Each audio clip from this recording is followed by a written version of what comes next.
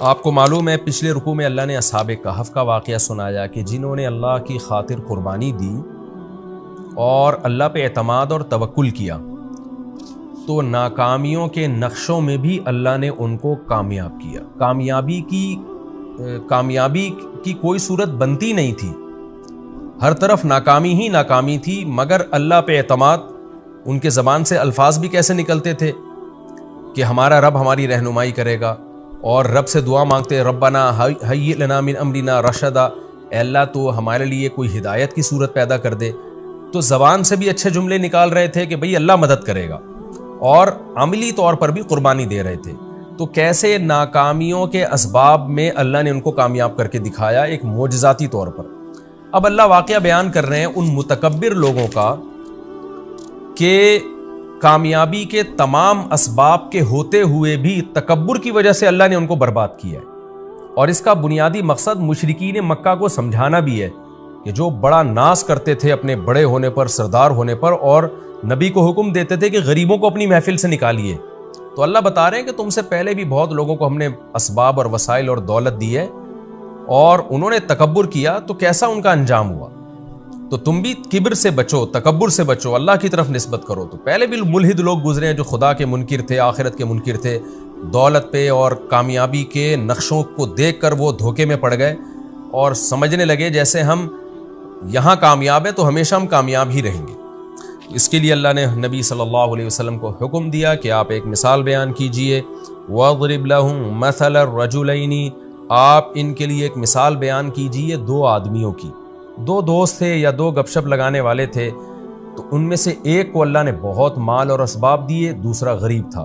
تو جو دولت مند تھا وہ غریب پر اپنی فوقیت کس طرح سے بیان کرتا تھا، اس پہ کیسے اپنے بھرم میں لینے کی کوشش کرتا تھا اس کو، اور کیسے روب ڈالتا تھا اس کے اوپر۔ اللہ فرماتے ہیں جعلنا لأحدہما جنتین، ہم نے دونوں میں سے ایک کے لیے دو باغ بنائے۔ اب دیکھو اللہ تعالیٰ نے کیسا نظام رکھا ہے، دو باغ تھے تو اللہ ایک مساوات کا نظام چلاتا، ایک کو ایک باغ دے دیتا، دوسرے کو دوسرا باغ دے دیتا۔ لیکن اللہ تعالیٰ کی حکمت ہے کہ کسی کو بہت دولت دے دیتے ہیں، کسی کو بالکل غریب بنا دیتے ہیں۔ اب ایک ہی کو دو باغ دے دیے، دوسرے کے پاس کچھ بھی نہیں ہے۔ جعلنا لأحدہما جنتین من اعناب، انگوروں کے باغ تھے، وحففناہما بنخل، اور باغ بھی ایسے خوبصورت کہ ہم نے کھجوروں کے درختوں سے ان کو ڈھانکا ہوا تھا، اور وجعلنا بینہما زرعا، اور ان دونوں باغوں کے بیچ میں بھی کھیتی تھی اس کی، جو اس کی پیداوار میں اور تجارت میں اضافے کا ذریعہ بنتی تھی۔ کلتا الجنتین آتت اکلہا، دونوں باغ اپنا اکل یعنی اپنا پھل دیا کرتے تھے، ولم تظلم منہ شیئا، اور اس میں ذرہ برابر بھی کمی نہیں کیا کرتے تھے، بھرپور طریقے سے اپنی پیداوار دیا کرتے تھے جیسے باغ برکت والے باغ ہوتے ہیں۔ وفجرنا خلالہما نہرا، اور ان باغوں کے بیچ میں ہم نے پانی کا انتظام بھی کیا تھا، نہر تھی، تاکہ باغ کے مالک کو سیراب کرنے میں کوئی دشواری نہ ہو۔ وَكَانَ لَهُ ثَمَرٌ، اور اس شخص کے لیے اس کے علاوہ بھی ثمر تھا، یعنی ان باغوں کے علاوہ بھی اس کی سورس آف انکم تھی، پیسہ تھا اس کے پاس۔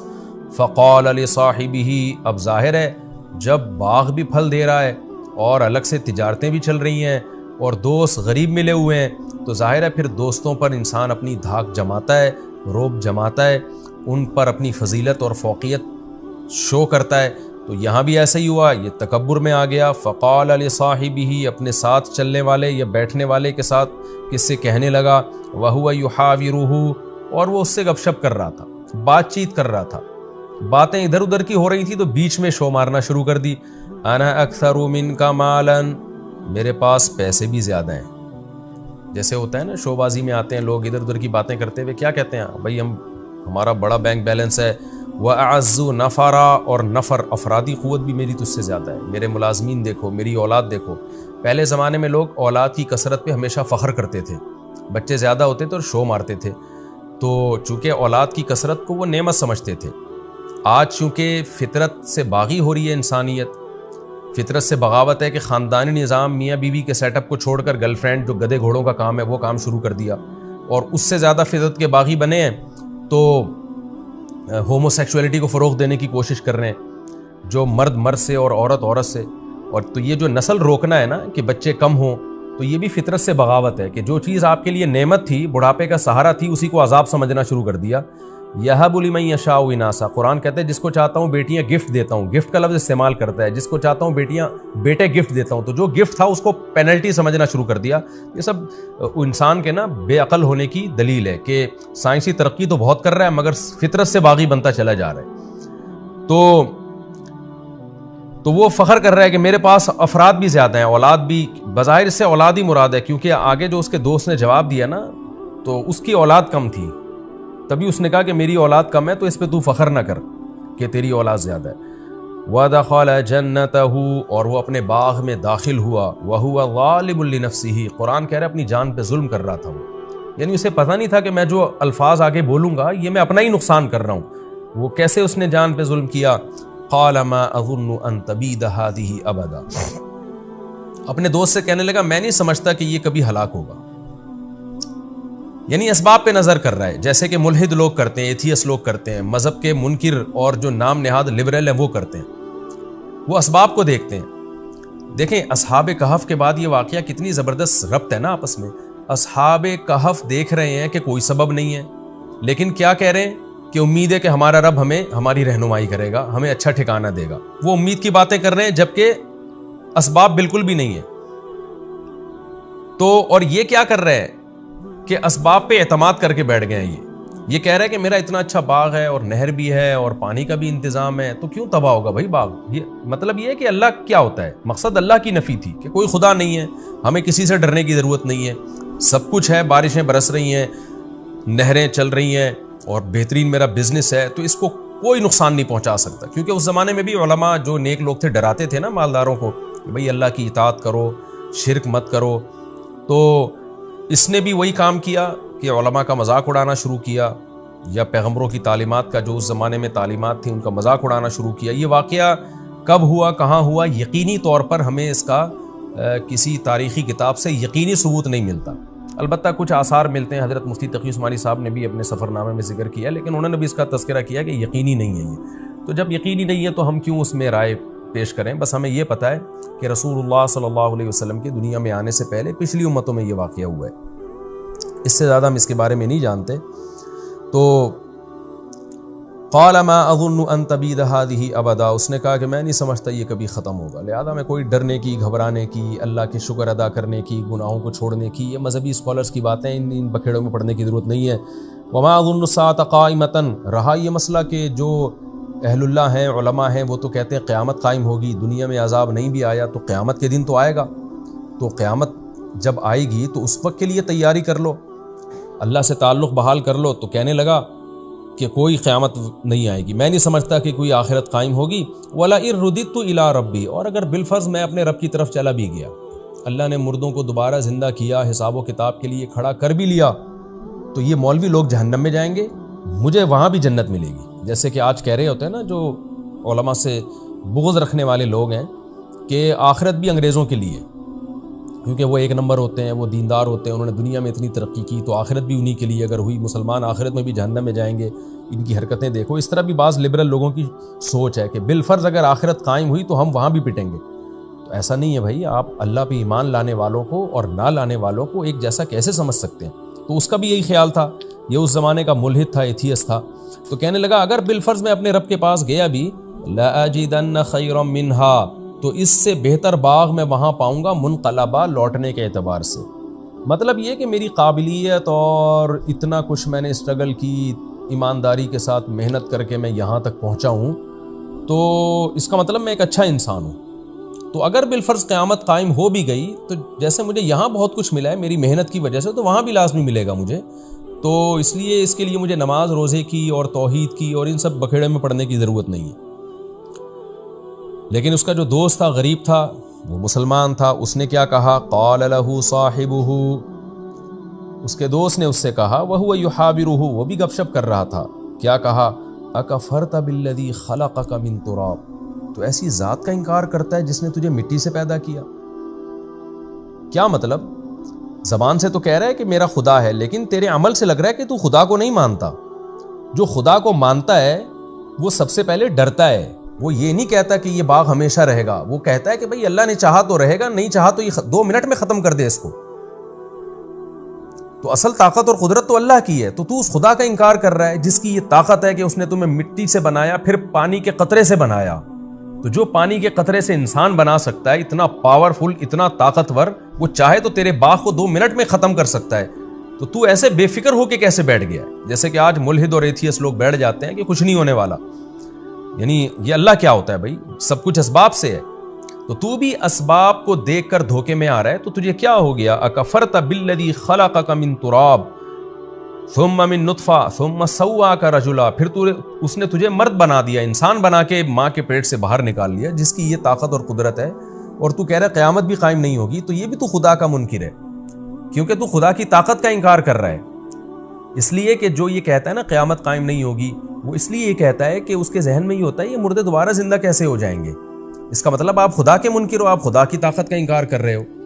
تو یہ تمام باتیں خدا کا انکار ہیں۔ ان سب کی ایک ہی دلیل ہے کہ جس نے مٹی سے پانی کا قطرہ بنا دیا اور پانی کے قطرے سے پورا انسان بنا کے ماں کے پیٹ سے باہر لے آیا اور پھر ماں کی چھاتیوں میں دودھ پیدا کر دیا، اب اس کو اپنی طاقت اور قدرت کے لیے مزید کسی دلیل کی ضرورت نہیں ہے۔ لیکنہ اللہ ربی، تو تو یہ باتیں کر رہے کہ یہ باغ کبھی فنا نہیں ہو سکتا اور قیامت قائم نہیں ہوگی، لیکن میرا یہ کانسیپٹ نہیں ہے۔ میں تو کہتا ہوں اللہ ہے میرا رب، ولا اشرک بربی احدا، میں اپنے رب کے ساتھ کسی کو شریک نہیں کرتا، عقیدہ توحید کا قائل ہوں میں کہ سب طاقتیں اسی کے پاس ہیں۔ تو تجھے ہونا یہ چاہیے تھا کہ تو جب باغ میں داخل ہوتا تو یہ کہتا، یہ ایسے جیسے دوست گویا بزبان حال کہہ رہے کہ بھائی تو خدا کی تعریفیں کر کے کہنا کیا چاہتا ہے؟ تو جو کہہ رہے اللہ میرا رب ہے اور میں گویا کفر کر رہا ہوں، تو صحیح طرح بتا تو کہنا کیا چاہتا ہے کہ مجھے کیا کرنا چاہیے؟ اس لیے اگلے جملے میں اس نے یہ کہا وَلَوْلَا إِذْ دَخَلْتَ جَنَّتَكَ، ایسا کیوں نہیں ہوا کہ جب تو اپنے باغ میں داخل ہوا، قُلْتَ مَا شَاءَ اللَّهُ، تو کہتا بھائی جو اللہ چاہتا ہے وہ ہوتا ہے، تو اللہ نے چاہا مجھے اتنا اچھا باغ دے دیا، اللہ چاہے تو یہ چھین بھی سکتا ہے، تو یہ اللہ کی طاقت ہے، یہ میرا کمال نہیں ہے۔ لا قوت الا باللہ، کوئی قوت نہیں ہے مگر اللہ کی طاقت کے ساتھ۔ اللہ کی طاقت ہوگی تو پھر ان قوتوں کا ہمیں فائدہ ہوگا۔ ان ترانی انا اقل منک مالا وولدا، اگر تیرا خیال یہ ہے کہ میں مال اور اولاد میں تجھ سے کم ہوں تو بجائے دھونس جمانے کے تو اللہ کا شکر ادا کرتا، بھائی اللہ کا دیا ہے، یوں کہتا فاسا ربی، میں تو امید کی بات کرتا ہوں، امید ہے میرا رب ان یؤتینی خیرا من جنتی کا، ہو سکتا ہے وہ کل تقدیر کا پانسا پلٹے اور تیرے باغ سے بھی بہتر باغ مجھے دے دے۔ وَيُرْسِلَ عَلَيْهَا حُسْبَانًا مِّنَ السَّمَاءِ، اور تو جو اس طرح کی تکبر والی باتیں کر رہا ہے تو عین ممکن ہے تیرے باغ پہ کوئی آسمانی آفت بھیجے، فَتُصْبِحَ صَعِيدًا زَلَقًا، اور وہ چٹیل میدان بن جائے۔ دیکھیں ناکامی کے نقشوں میں بات کیسی کر رہا ہے، امیدیں والی، کہ میرے پاس کچھ بھی نہیں ہے، آج کسی غریب کو تانا دے تو وہ پھوٹ پھوٹ کے رونا شروع کر دے گا، لیکن اللہ بتا رہا ہے غریب کو بھی کہ بھائی بات تسلی کی کرو، بھائی اللہ نے دی ہے نا مجھے غربت، تو اللہ چاہے تو 2 منٹ میں مجھے دولت دے سکتا ہے۔ تو وہ غریب بھی چونکہ مسلمان تھا، اہل ایمان تھا، امید کی باتیں کر رہا ہے اور ڈپریشن کو ختم کر رہا ہے، اسٹریس کو ختم کر رہا ہے، تو فوراً کیا کہنے لگا، بھائی اللہ تعالیٰ چاہے تو 2 منٹ میں مجھے اس سے اچھا باغ دے دے، اور تو جو تکبر کر رہا ہے تیرے باغ کو 2 منٹ میں ہلاک کر دے، ختم کر دے۔ او یصبح ماؤها غورا، اور یہ جو نہروں پہ تو تکبر کر رہا ہے، تیرا پانی زمین میں دھسا دے اور تو اس پانی کو طلب کرنے کی طاقت ہی نہ رکھے۔ وَأُحِيطَ بِثَمَرِهِ، اس نے تو ایسی ایک بات کہہ دی تھی، اللہ کہتے ہیں ہم نے ایسا ہی کیا، اور اس کے باغ کو ہلاکت نے گھیر لیا۔ فَأَصْبَحَ يُقَلِّبُ كَفَّيْهِ عَلَى مَا أَنفَقَ فِيهَا، جو کچھ باغ میں اس نے انویسٹ کیا تھا اس پر کف افسوس ملنے لگا، اور وَهِيَ خَاوِيَةٌ عَلَى عُرُوشِهَا، کوئی رات میں آسمانی آفت آئی ہے، صبح اٹھا تو سارا باغ الٹا پڑا ہوا تھا۔ وَيَقُولُ يَا لَيْتَنِي، اور کہنے لگا ہائے کاش، لَمْ أُشْرِكْ بِرَبِّي أَحَدًا، میں اپنے رب کے ساتھ کسی کو شریک نہ کرتا۔ کیا مطلب؟ خالص توحید کا قائل ہوتا۔ خالص توحید یہی ہے کہ ہر چیز اللہ کی طرف مفوض کی جائے۔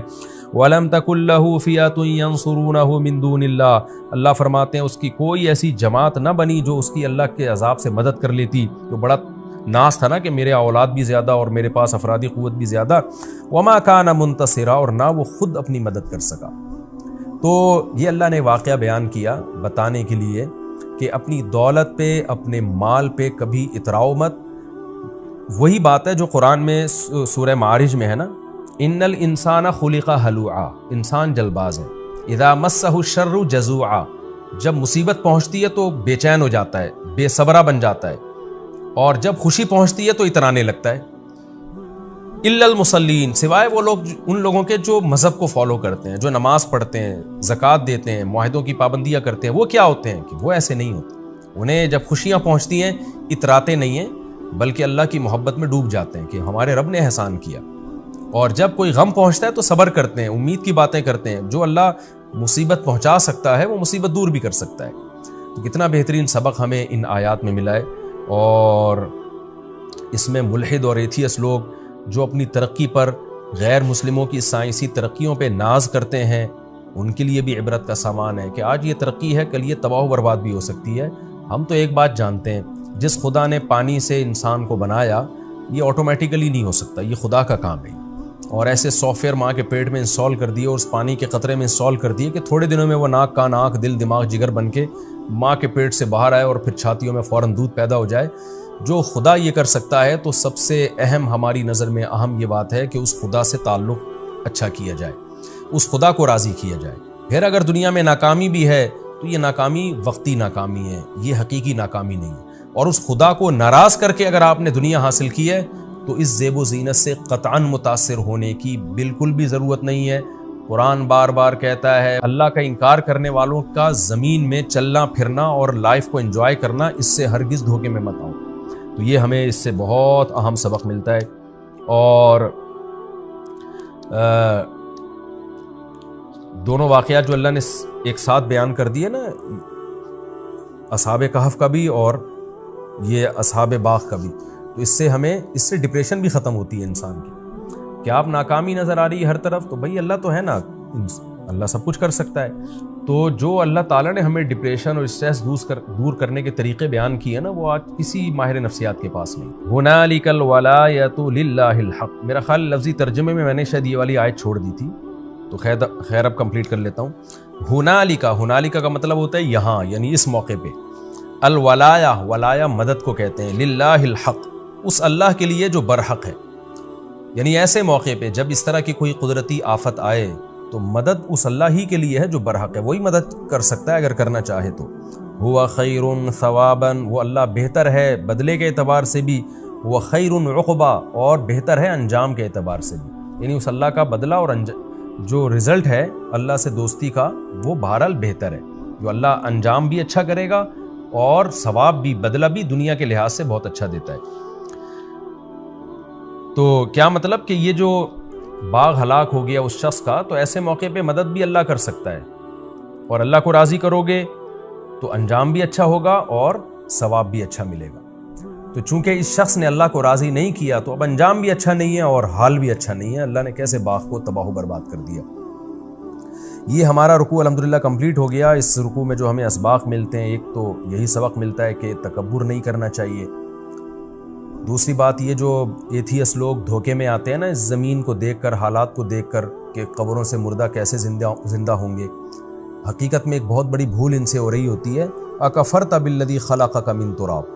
جب بھی کوئی ایتھیس ایسی باتیں کیا کرے نا ملحد لوگ کہ یہ سب مذہبی باتیں غلط ہیں، کوئی فرشتے نہیں ہیں، کوئی پیغمبر نہیں ہے، کوئی دوبارہ موت کے بعد زندگی نہیں ہے، تو فوراً یہ کہا کریں اکفرت بالذی خلقک من تراب، کہ جس خدا نے آپ کو مٹی سے بنایا، پھر پانی کے قطرے سے بنا دیا، پھر انسان بنا کے ماں کے پیٹ سے باہر نکال لیا، یہ کتنی بڑی قدرت ہے. یہ عمل تو چونکہ ہم صبح شام دیکھ رہے ہیں نا، اس لیے ہمارے لیے یہ ہم اس کے یوز ٹو ہو چکے ہیں اور یہ ہمیں اچھمبے کی چیز نہیں لگتی. ورنہ اسی کو ساری زندگی انسان غور کرتا رہے نا تو عقل میں نہ آئے یہ بات. یہ خدا کا کام ہے یہ. تو ایسے اس کے بعد بھی یہ کہنا کہ مردے دوبارہ زندہ نہیں کر سکتا وہ خدا اور حساب و کتاب نہیں لے سکتا، یہ خدا کا انکار ہے. یہ آیت بہت موٹیویٹ کرتی ہے انسان کو. اکفرت بالذی خلقک من تراب ثم من نطفہ.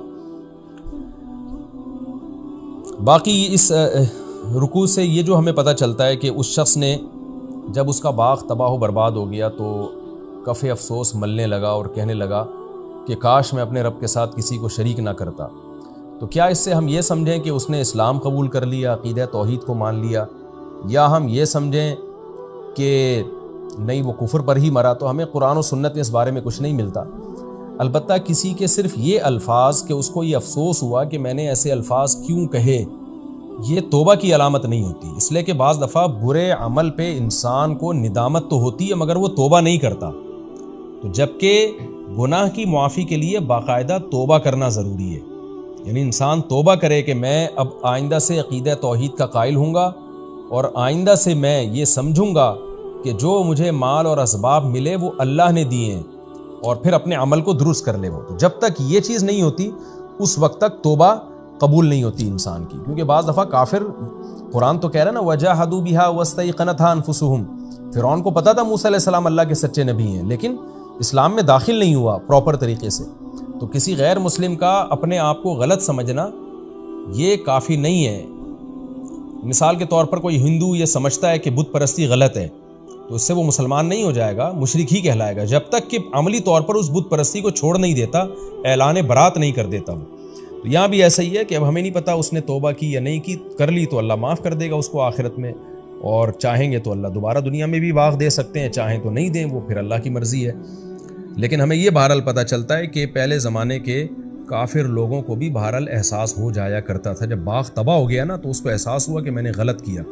لیکن آج لوگوں کے دل اتنے سخت ہو چکے ہیں کہ آسمانی آفتیں اور عذاب دیکھ کر بھی عبرت حاصل نہیں ہوتی، اور اپنی غلطیوں پر ندامت کے لیے بھی تیار نہیں ہوتے. یہ بھی ایک بہت اہم بات ہے، اس سے بھی ہمیں ڈرنا چاہیے.